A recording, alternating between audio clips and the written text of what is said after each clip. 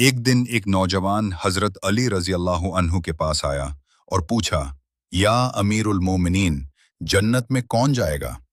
हजरत अली रजी अल्लाह अन्हु ने मुस्कुराकर कहा, वो लोग जाएंगे जो अल्लाह की इबादत करते हैं, उसके अहकाम पर अमल करते हैं और दूसरों के साथ अच्छा सलूक करते हैं।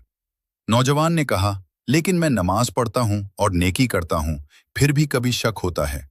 हजरत अली रजी अल्लाह अन्हु ने जवाब दिया, सिर्फ अमल काफी नहीं, जन्नत में वो लोग जाएंगे जिनके दिल साफ हों, आजिज़ी रखते हों और हर काम खालिस नीयत से करें। एक छोटा सा अच्छा अमल भी अगर दिल से हो, अल्लाह के नज़दीक बड़ी नेकी है।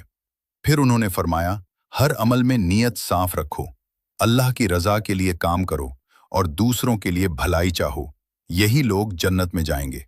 नौजवान ने शुक्रिया कहा और दिल में अज़्म किया कि वो अपने हर अमल को अल्लाह के सामने खालिस करेगा।